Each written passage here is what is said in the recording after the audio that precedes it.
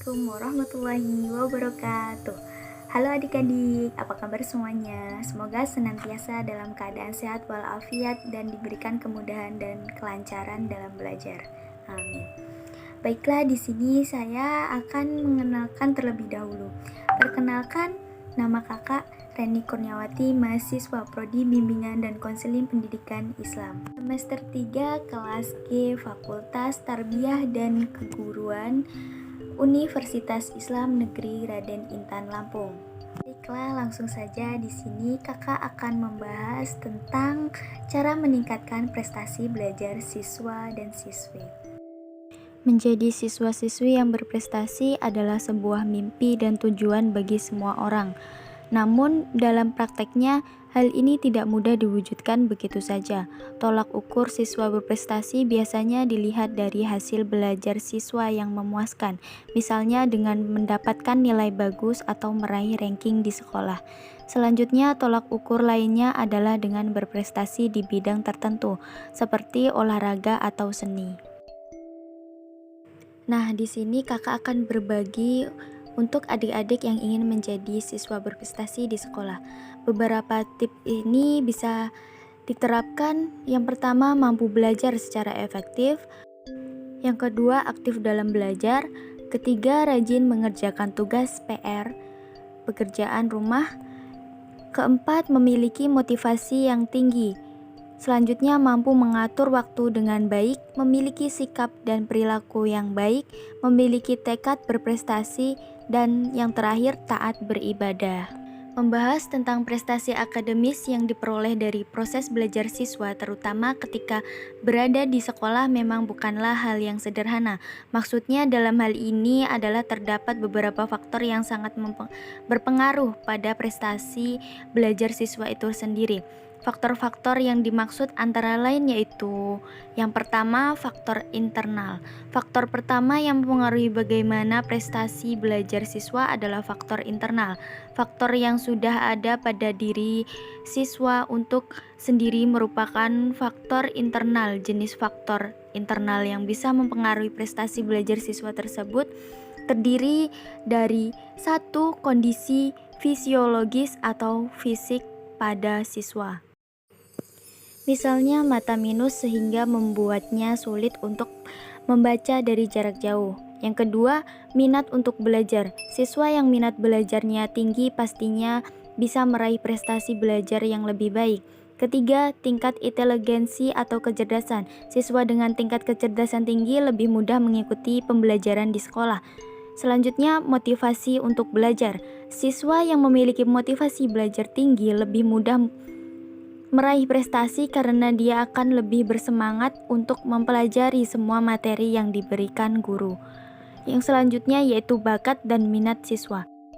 Seorang siswa akan lebih bersemangat untuk mempelajari materi yang disukainya. Misalnya siswa yang suka berhitung, maka dia akan bersemangat mengikuti pelajaran matematika, sehingga kemungkinan besar nilainya lebih bagus dibandingkan mata pelajaran lain. Faktor yang selanjutnya yaitu faktor eksternal. Faktor eksternal adalah faktor yang mempengaruhi prestasi belajar siswa yang berasal dari luar diri siswa tersebut. Beberapa faktor eksternal yang dimaksud antara lain, yang pertama, faktor yang terkait pengaturan pembelajaran di sekolah, seperti kurikulum yang digunakan oleh sekolah, metode pengajaran yang dilakukan oleh guru di sekolah, kedisiplinan yang diterapkan di sekolah, fasilitas dan sarana belajar mengajar, serta sistem pengelompokan siswa.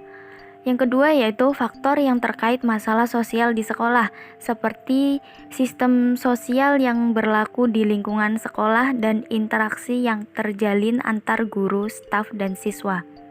Yang terakhir yaitu faktor yang sifatnya situasional, seperti kondisi politik dan perekonomian dalam negeri dan keadaan dan kondisi iklim maupun tempat. Baik faktor internal maupun eksternal sifatnya saling melengkapi dalam mendukung prestasi belajar dari siswa.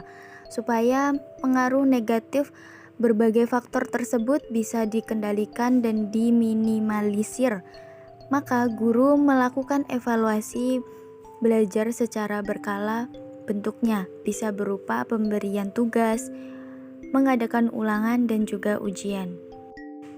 Dari penjelasan tadi, dapat disimpulkan juga bahwa salah satu faktor yang mempengaruhi prestasi belajar siswa adalah kondisi lingkungan, sarana, dan fasilitas pembelajaran di sekolah. Pendidikan yang hakiki merupakan ikhtiar untuk memperoleh nilai hidup, bukan nilai angka sebagaimana lazimnya saat ini, tetapi menghasilkan makna dari setiap pengetahuan yang dibelajarinya. Memperoleh makna menjadi ukuran dari setiap proses pembelajaran. Tak ada proses belajar bila belum menghasilkan rekonstruksi makna baru yang dapat memberikan pencerahan bagi si pembelajar. Dunia pendidikan kita lebih sering menggunakan tes yang mengukur ranah pengetahuan ketimbang untuk mengukur ranah efektif. Soal-soal pada saat ulangan atau ujian nasional pun lebih banyak menuntut kemampuan kognitif daripada mengukur ranah efektif. Akibatnya produk pendidikannya, output atau outcome, kurang memiliki moralitas yang baik, tidak malu melakukan korupsi, tidak takut berbuat dosa dan kesalahan, serta tidak resah bila berbuat kezoliman. Pendidikan karakter memerlukan metode khusus yang tepat agar tujuan pendidikan dapat tercapai. Di antara metode pembelajaran yang sesuai adalah metode keteladanan, metode pembiasaan, dan metode pujian dan hukuman. Mau menjadi siswa berprestasi? Yuk wujudkan dengan pikiran dan tangan kita sendiri, karena setiap orang memiliki kesepakatan yang baik. Untuk itu manfaatkan kesepakatan tersebut untuk melakukan hal-hal terbaik untuk diri kita dan orang lain. Sekian pembahasan dari kakak. Apabila ada tutur kata yang salah, kakak mohon maaf, kepada Allah saya mohon ampun. Saya akhiri, wassalamualaikum warahmatullahi wabarakatuh.